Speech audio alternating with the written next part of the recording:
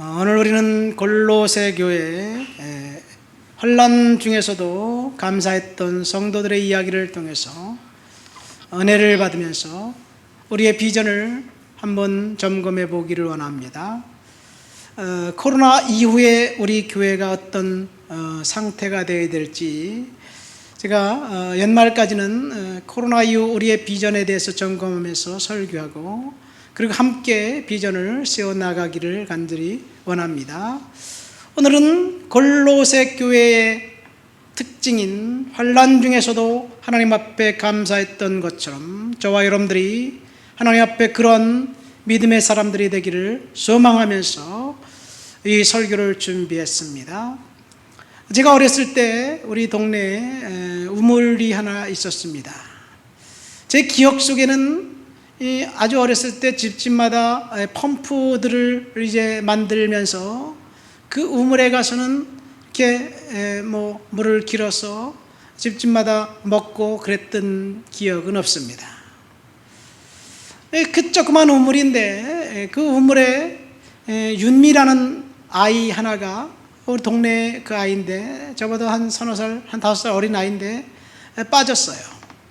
우물을 이렇게 구경하다 빠지니까 그 즉시 어른들이 달려가서 그 아이를 꺼내냈습니다. 지금도 그 우물이 지금 제 눈에, 제 머리에 선해요. 우물 이야기를 하려고 한 게 아니라 제가 그 우물 속에 한 가지 좀 이렇게 착안해서 그 우물 속에 살고 있었던 개구리 이야기를 좀 하려고 해요. 개구리 가족이 조상 대대로 그 우물에서 살고 있었어요. 한가롭게 그 우물에서 이제 헤엄치고 살면서 송사리들과 재밌게 놀고 있었습니다.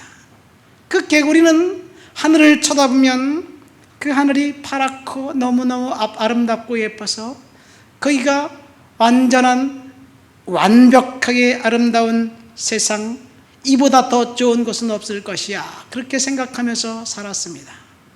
근데 어느 개구리, 좀 그 도전적인 개구리 한 마리가 생각을 다르게 한 거예요. 이 우물 밖엔 뭐가 있을까 도대체. 그래서 엉금엉금 기어 올라가 껑충 뛰어서 우물 밖을 나가 보았어요. 평생 한 번도 보지 못했던 세상이 펼쳐집니다. 넓은 들판과, 그리고 이 논에는 벼들이 자라고 있었고, 그래서 깡총깡총 뛰다가 어느 순간 큰 웅덩이를 발견했어요. 자기가 바라봤던 그 우물과 웅덩이는 차원이 달랐습니다. 웅덩이에 점프해서 뛰어들어가서 이제 거기서 헤엄치다가 또다시 웅덩이를 빠져나가 깡총깡총 뛰면서 들판으로 가다가 커다란 연못을 만나게 되었습니다. 이 커다란 연못에 입이 쫙 벌어졌어요. 각종 종류의 자기와 똑같이 생긴 개구리가 아니라 흰 개구리, 검은 개구리, 청개구리, 다양한 종류의 개구리들과 물고기들이 함께 노는 것을 보면서 커다란 호숫가에서 정말 제 이전에 생각하지 못했던 그런 생각을 했습니다. 어쩌면 우리의 인생이 우물 안의 개구리처럼 비좁은 생각과 한계를 정해놓고 그것이 전부인 것처럼 생각하는 우리의 모습이 아닌가 생각됩니다. 우리가 경험했던 행복과 즐거웠던 그런 기억들, 그것이 소중하지만 하나님께서 저와 여러분들에게 허락하신 축복은 훨씬 더 놀랍고 강대하다는 사실, 하나님께서 저와 여러분들을 통해서 디자인해 놓으신 아름다운 세계는 우물안 개구리처럼 거기에 만족한 것이 아니라 더 크고 놀라운 다양한 선물들을 하나님이 허락하셨다는 것, 중요한 것은 우리가 한 발짝 앞으로 나가 도전하면 하나님께서 저와 여러분들에게 또 다른 차원의 축복된 인생이 되게 해줄 줄을 믿습니다. 어쩌면 우리가 지금 닥친 환경과 우리가 경험하는 이 상황 속에서 낙심이 되고 절망이 되지만 주눅들 필요가 전혀 없습니다. 하나님이 저와 여러분들과 함께 하시기 때문입니다. 한 발짝 더 앞으로 나가면, 조금만 더 큰 꿈을 꾸면, 우물 밖을 바라보면 하나님께서 저와 여러분들을 통해서 놀라운 일들을 하실 줄을 믿습니다. 코로나 이후에 우리는 우리 교회가 여러분들과 함께 엮어갈 비전의 새로운 아이디어를 하나님이 주실 줄을 믿습니다. 교회는 예수님이 디자인하셨습니다. 예수님이 시작하셨습니다. 교회의 머리는 예수님이시고, 그리고 우리는 예수님의 몸인 교회를 세워나가는 공동체입니다. 이 교회를 통해서 하나님이 하실 일들, 그 일들을 보면서 환난 가운데 있지만 감사하는 저와 여러분들이 되시기를 예수님의 이름으로 축원드립니다. 이 골로새서는 골로새 교회에 보낸 편지입니다. 이 골로새 교회는 사도행전에 나와 있지 않습니다. 사도행전에 나와 있지 않다는 말은 바울이 골로새 교회를 세웠고 개척한 교회가 아니라는 이야기입니다. 이 골로새 교회는 에바브로디도라는 평신도가 세웠습니다. 그런데 그 골로새 특징은 이방 교회가 당시 바울이 섬기고 세웠던 교회들의 공통적인 특징은 환난이고, 그리고 환난에서 이기고 승리했던 사람들의 이야기입니다. 골로새 교회는 특별히 공교한 말이라는 이단의 가르침이 사람들로 하여금 거짓 선생을 통해서 유혹했고, 두 번째는 이방 종교의 영향으로 음란이 팽배했던 교회였습니다. 환난 당했던 교회 성도들을 통해서 하나님이 꾸시고자 했던 그 꿈은 저와 여러분들이 오늘 붙잡아야 할 비전이 아닌가 생각됩니다. 언젠가 제가 말씀드렸던 그 재미있는 예화가 납니다.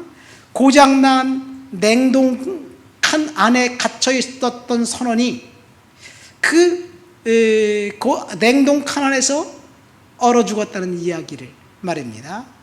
1953년 50년대 영국에서 있었던 실화를 바탕으로 된 이야기입니다. 영국 컨테이너 운반선 한 척이 화물을 양육하기 위해서 스코틀랜드 항구에 닻을 내렸습니다. 짐을 다 부리고, 그리고 이제 이 포르투갈산 이 포도주 라디마 포도주를 싣고 이제 짐을 다 하역하고 또다시 포르투갈로 항해하려고 할 때 한 선원이 냉동칸 안에 이 물건을 다 내렸는지 보려고 들어갔는데 그만 밖에서 다른 선원이 아무도 없는지 알고 잠궈버렸어요. 문이 털컥 잠기자 이 사람이 문을 두드리고 고래고래 소리를 질렀는데도 불구하고 아무도 들어주는 사람이 없었습니다. 배가 천천히 움직이기 시작해서 포르투갈을 향해 떠나갔습니다. 그 냉동실 안에는 식량이 충분했습니다. 그런데 이 선원은 자기가 그 냉동칸 안에서 오래 견디지 못할 것이라고 생각합니다. 쇳조각을 하나 구해서 냉동실 벽 위에 자신이 겪었던 고난의 이야기를 시간별, 날짜별로 기록합니다. 죽음의 고통의 기록을 꼼꼼히 기록했습니다. 냉기가 손과 코와 손가락과 발가락을 얼어붙이고 몸을 마비시키고 있다고 적어 내려갑니다. 찬 공기에 온몸이 얼어가면서 언 부위가 견딜 수 없을 만큼 따끔따끔거린다고 상처로 변해가는 과정을 적나라하게 묘사했습니다.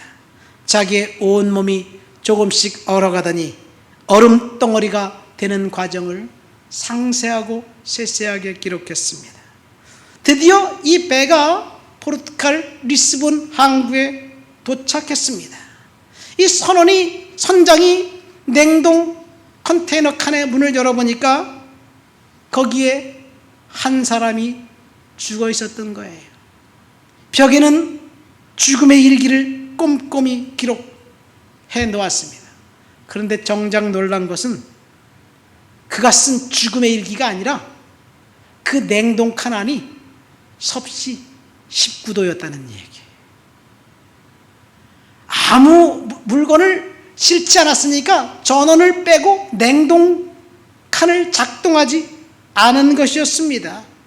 그런데 이 선원은 자신이 냉동칸 안에 갇혀 있다는 사실 때문에 얼어가 죽어가고 있다고 생각하고 그 생각이 결국 섭씨 19도에서 얼어 죽게 만들었습니다.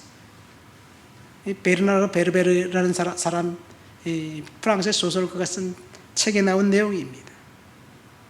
그가 왜 죽었습니까? 온도가 낮아서 죽은 게 아니라 자신은 죽을 수밖에 없다는 패배의식, 부정적인 사고방식이 그를 19도에서 얼어 죽게 만든 거예요. 중요한 것은 인간의 마음입니다. 우리가 어떤 마음, 어떤 자세를 갖고 살아가느냐, 그것이 우리의 그 인생을 결정합니다. 암담한 상황이 그래서 우리가 좌절하고 낙심돼서 망하는 것이 아니라 암담한 상황이라고 느끼고 포기하는 그런 포기가, 다른 말로 하면 그것이 그 사람의 믿음이에요. 고통스러운 육신이 문제가 아니라 그가 믿고 있었던 대로 인생이 바뀌었다는 것. 우리는 우물한 개구리처럼 좁은 지경 속에서 만족하면서 더 나은 축복된 삶을 하나님이 약속하셨지만 그것을 느껴보지도 못하면서 그냥 포기하고 살아가는 사람인가? 오늘 말씀을 통해서 점검해 보시기를 예수님의 이름으로 축원드립니다. 오늘 말씀을 통해서 저는 세 가지를 생각해 보려고 합니다. 코로나 이후 우리의 인생을 하나님께서 어떻게 디자인해 놓으셨는지 그 세 가지 이유입니다. 첫 번째 12절 말씀을 우리 한번 다 같이 읽어볼까요? 그러므로 너희는 하나님이 택하사 거룩하고 사랑받는 자처럼 긍휼과 자비와 겸손과 온유와 오래 참음을 옷 입고. 여기서 보면 하나님이 택하셨다라는 그 말씀이 핵심입니다. 여러분, 하나님이 택하신 거룩하고 사랑받는 자, 그것이 저와 여러분들의 현 주소입니다. 우리들을 하나님이 택하셔서 거룩한 자로 만드셨습니다. 하나님 우리를 선택했다는 말씀, 그 말씀을 생각하면 언제든지 힘이 납니다. 우리는 하나님의 자녀입니다. 하나님께서 저와 여러분들과 함께 하십니다. 하나님의 자녀들에게 하나님께서 놀라운 은혜와 축복을 디자인하고 계셔요. 그래서 우리가 어떤 환경에 처하든지 하나님의 계획은 좌절과 낙심과 실패가 아닙니다. 때때로 우리가 절박한 환경에 처할지라도 하나님은 우리가 그 상황을 이길 수 있던 힘을 함께 주셔서 저와 여러분들이 승리하게 해 주실 줄 믿습니다. 마치 부모가 자식들을 대하는 것과 똑같습니다. 부모가 자식들을 대해서는 자식들의 안전과 평안과 할 수만 있으면 자기 목숨이라도 내어주고자 하는 그런 마음을 갖고 있어요. 저도 우리 아이들에게 동일한 마음입니다.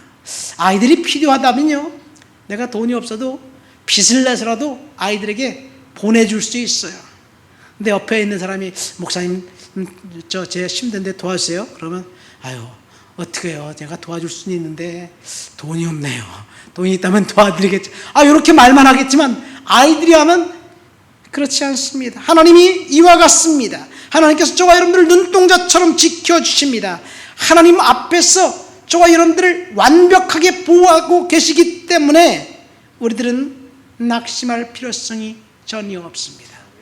성경 몇 구절을 제가 찾아 읽어드리겠습니다. 하나님이 얼마나 저와 여러분들을 보호해 주는지 지난 주간에 제가 묵상했던 본문이 이사야 43장 1절부터 7절까지 제가 좀 길지만 읽어드리겠습니다. 야곱아, 너를 창조하신 여호와께서 지금 말씀하시느니라. 이스라엘아, 너를 지으신 이가 말씀하시느니라. 너는 두려워하지 말라. 내가 너를 구속하였고 내가 너를 지명하여 불렀나니 너는 내 것이라. 내가 물 가운데로 지날 때 내가 너와 함께 할 것이라. 강을 건널 때 물이 너를 침몰하지 못할 것이며 내가 불 가운데로 지날 때 타지도 아니할 것이며 불꽃이 너를 사로지도 못하리니 대저 나는 여호와 내 하나님이요 이스라엘의 거룩한 이요 내 구원자임이라. 내가 애굽에서 너를 속량물로 구스와 스바를 너를 대신하여 주었노라. 7절 말씀. 내 이름으로 불려지는 모든 자 곧 내가 내 영광을 위하여 창조한 자를 오게 하라. 내가 그를 지었고 그를 내가 만들었느니라. 하나님의 약속입니다. 하나님이 내가 너를 구속하였고 지명하여 불렀고 네가 물 가운데 지날 때 불 속을 통과할지라도 그것에서 완벽하게 보호해 주시겠다는 것 하나님의 약속입니다. 그러나 우리의 현실은 그 약속 따로 환경 따로일 수도 있어요. 우리의 현실은 지금 절박한 가운데 있을 수도 있습니다. 예레미야 선지자에게 이런 약속을 합니다. 내 고초와 재난 곧 쑥과 담즙을 기억하소서. 내 마음이 그것을 기억하고 내가 낙심이 되오나 이것이 내게 내 마음에 담아 두었더니 그것이 오히려 나의 소망이 되어 싸움은 여호와의 인자와 긍휼이 무궁하심으로 우리가 진멸되지 아니함이니이다. 이것들이 아침마다 새로우니 주의 성실하심이 크시도소이다. 비록 그가 근심하게 하시나 그의 풍부한 인자를 따라 긍휼히 여기실 것임이라. 주께서 인상으로 고생하게 하시며 근심하게 하심은 본심이 아니시로다. 여러분, 이사야 선지자의 청중들이나 예레미야 선지자의 청중들은 사실 그들이 지은 죄 때문에 심판받고 멸망당할 수밖에 없는 그런 백성들입니다. 하나님을 철저히 거부했고 철저히 무시했기 때문에 속된 말로 배은망덕한 자들이었기 때문에 하나님 앞에서 심판받을 수밖에 없었지만 그들조차도 하나님이 사랑하셨다는 이야기예요. 왜요? 배은망덕한 자지만 하나님의 자녀이기 때문에 그렇습니다. 그러나 우리들은 어떤가요? 배은망덕한 자들인가요? 비교해보면 우리들은 하나님 앞에 그래도 환경이 좀 힘들지만 하나님 앞에 순종하려고 열심히 끙끙대고 있진 않아요? 그렇지 않습니까? 그러면 하나님의 은혜와 보호하심은 오히려 더 크다는 사실을 믿어야 될 줄 믿습니다. 내셔널 지오그래픽이라는 잡지가 있어요. 아주 오래전에 이 홍해에 살고 있었던 상어에 대한 이야기가 있었어요. 이 상어가 홍해에서 입을 쫙 벌리고 날카로운 입을 벌리면서 벌리고 있으면 그 안에 각종 물고기들이 오면 어느 순간에 입을 탁 다물면 그냥 산채로 잡아먹는 거예요. 그런데 그 지오그래픽 그 잡지에 보면 상어가 이빨을 쫙 벌리고 있는데 날카로운 이빨 사이에 반쯤은 머리가 안으로 들어가 있고 꼬리는 밖에 나가 있는 그런 넙치 종류의 물고기들이 있었습니다. 순식간에 입을 딱 다물면 날카로운 이빨에 그 바다 귀신에게 잡혀 먹을 필판이에요. 그리고 그 조그만 넙치 같은 물고기들은 도망갈 데도 없습니다. 그런데 거기서 한가롭게 아주 유적적하면서 헤엄을 치고 들락날락 하는 거예요. 그 박사들을 통해서 연구해 봤더니 상어가 순간적으로 입을 다물지 못하는 데는 얘기예요. 그 넙치가 상어 이빨 사이에 들어가면 그 넙치에서 나온 내분비선에서 뭔가 이렇게 탁 발산하면 갑자기 상어가 입이 딱 얼어붙어 갖고 그래서 잡아먹지를 못한대요. 이제 다 나가버리면 이제 그 다음에 입을 다물고, 그러니까 약탈자인 상어의 이빨 사이에서도 하나님이 그 넙치를 보호하셨다는 이야기예요. 여러분, 마귀가 우리들을 잡아먹으려고 공격합니다. 환경이 우리들을 절망에 빠지려고 공격해댑니다. 그렇지만 영적으로 보면 하나님이 저와 여러분들을 보호하시는 그 보호는 완벽하다는 사실을 믿으시기를 예수님의 이름으로 축원드립니다.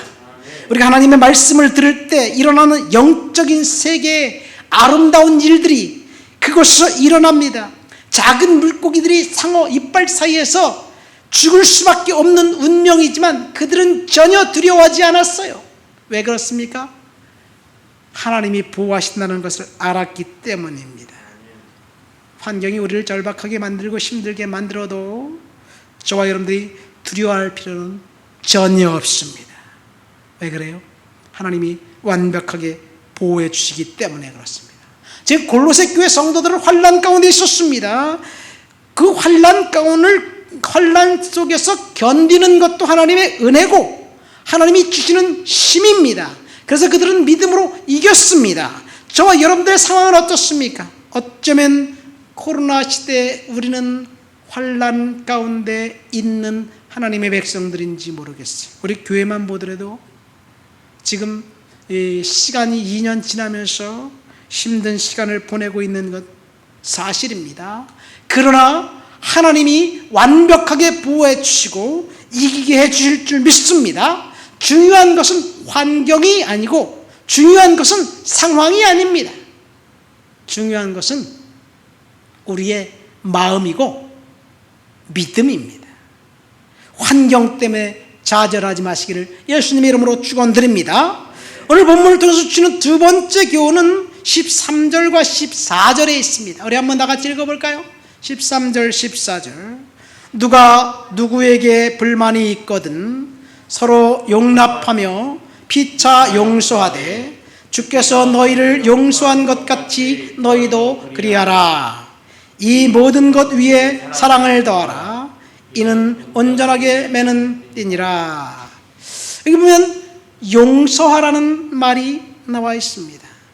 어쩌면 지금 우리 사회는 용서하지 못하게 만들고 분노하게 만드는 것이 일상인 사회가 된 것 같아요. 뉴스를 접하면 분노하게 만듭니다. 사람들과 대화하다 보면 분노하게 만들어요.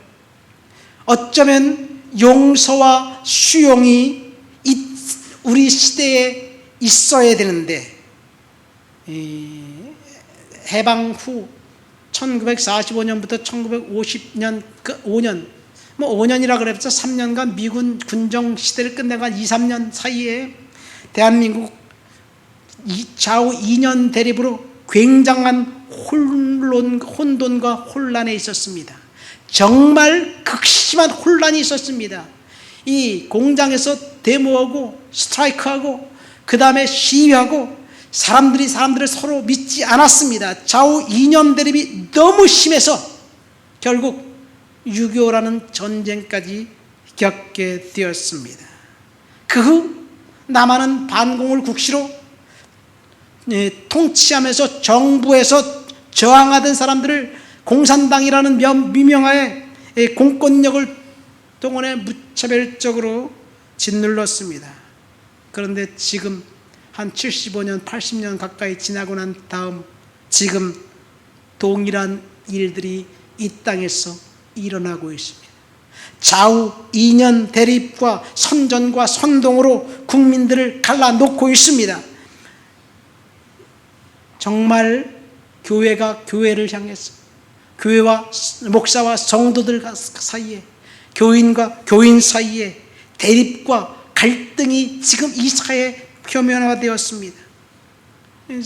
세월호 사태와 5.18 광주 민주항쟁 지나간 이야기지요. 아픔이 있었습니다. 그런데 그것을 정치적인 논리로 계속해서 이의 득실을 따져가면서 소모적인 논쟁을 하고, 지금도 해방된 지가 75년이 지났는데 친일파를 청산한다는 그런 이야기들이 들릴 때 우리가 어떻게 해야 될까? 가장 중요한 것은 용서해야 된다는 사실이에요. 우리는 용서해야 될 줄 믿습니다. 골로새 교회 성도들에게 피차 용서하고 하나가 될 것을 바울이 권면했습니다.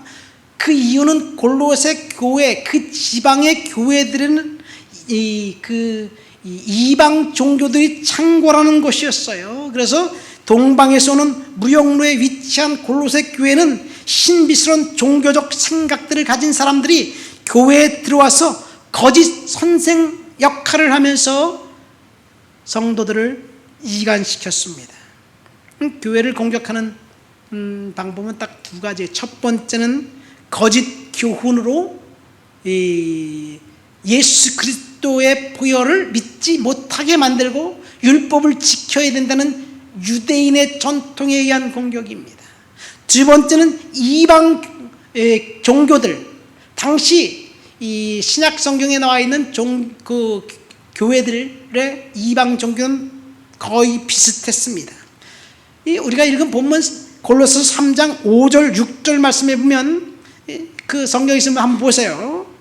바울이 이렇게 이야기합니다. 그러므로 땅에 있는 지체를 죽이라. 곧 음란과 부정과 사욕과 악한 정욕과 탐심이니 탐심은 우상 숭배니라. 이것들 때문에 하나님의 진노가 임하느니라. 여기 보면 음란과 탐심, 악한 정욕, 이런 얘기가 나옵니다. 이 음란과 악한 정욕은 사실 당시 그 도시를 지배하고 있었던 이방 종교들에게 약속한 거예요. 지금도 로마에 가면 판테온이라고 만신전이 있습니다. 고린도라는 도시도 마찬가지고요.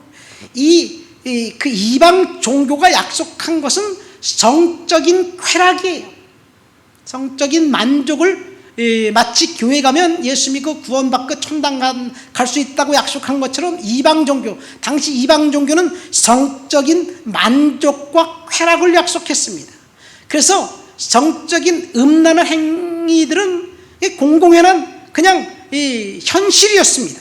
그런데 바울이 도시마다 가서 교회를 세우면서 너희들이 지금 하는 그 행동과 그 생각은 잘못됐다.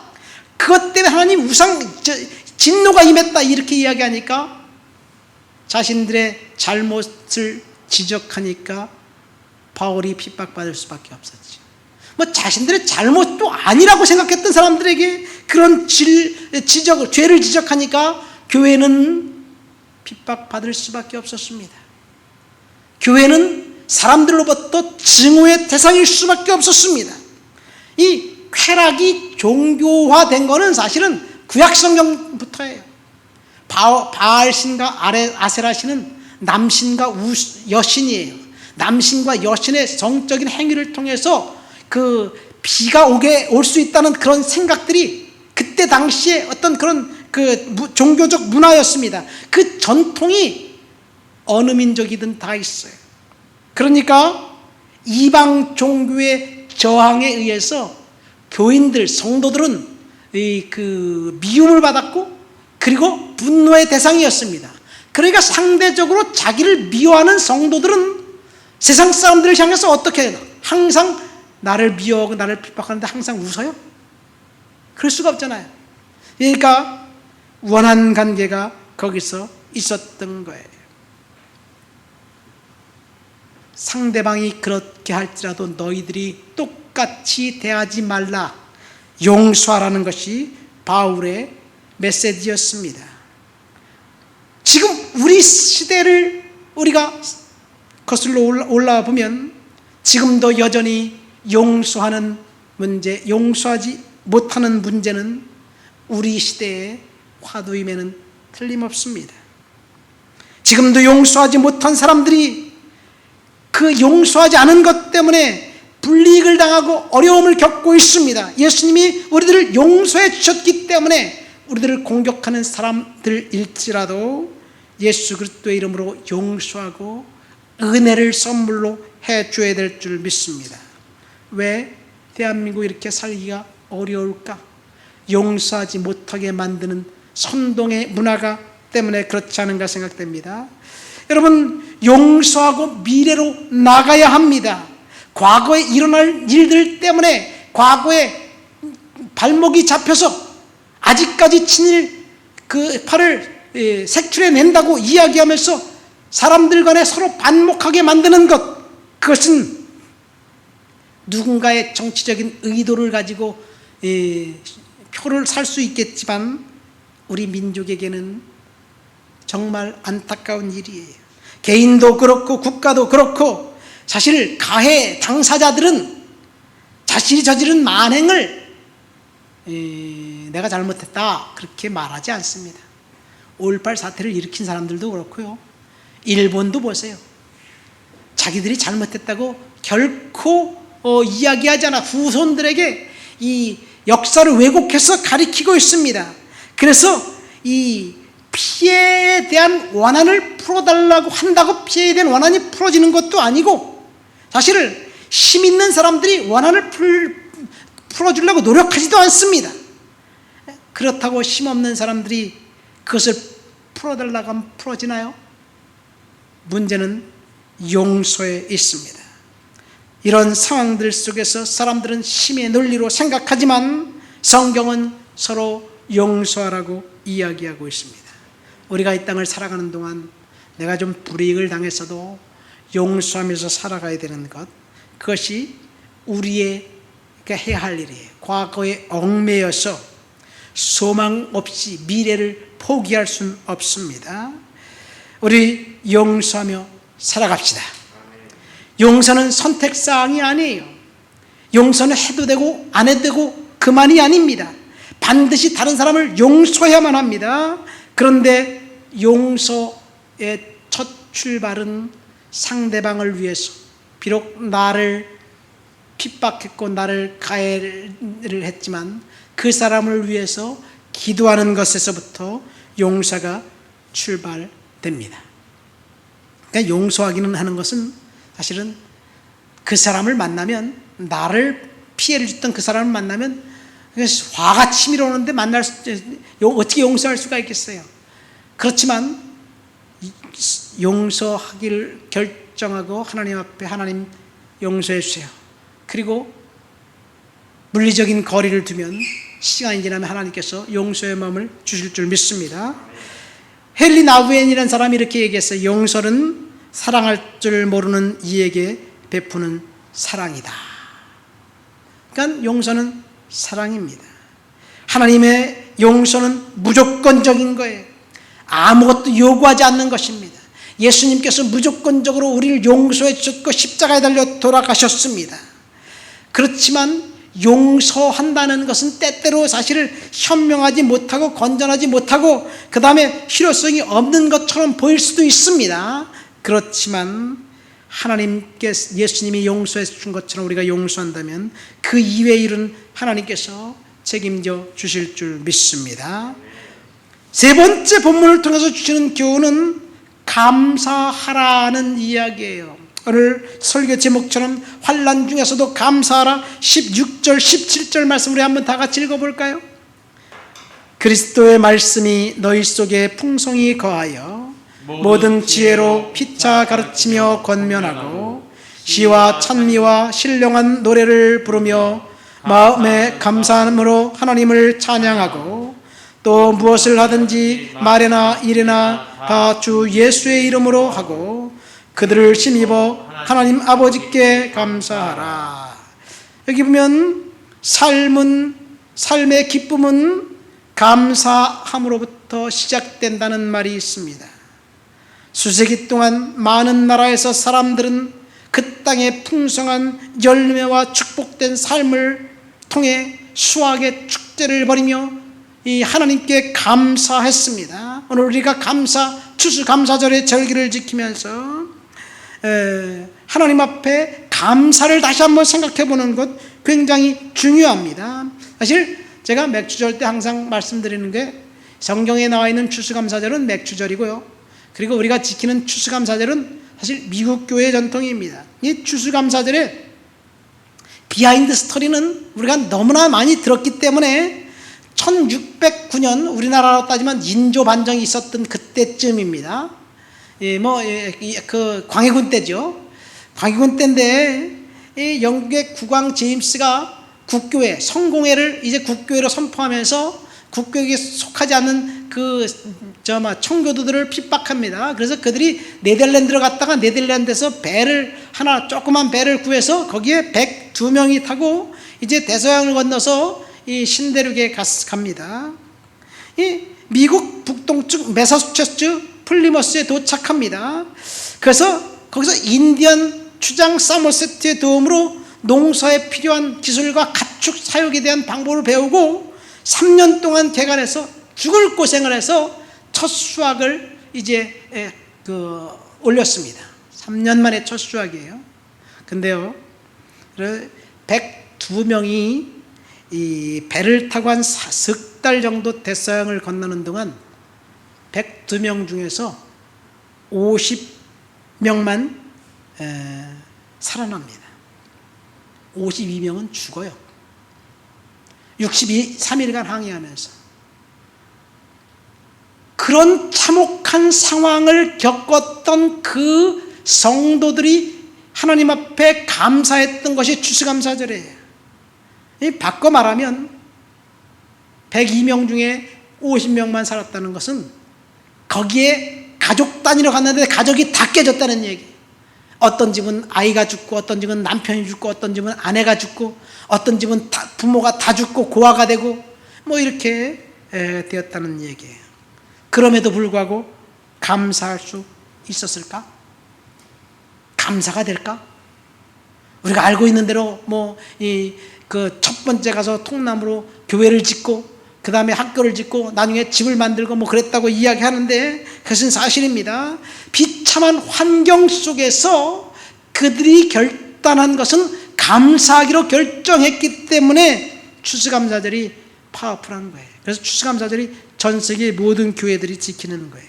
여러분, 우리가 이 땅을 살면서 그때 퓨리탄들이 겪었던 그런 고난, 우리의 고난은 아무것도 아니에요.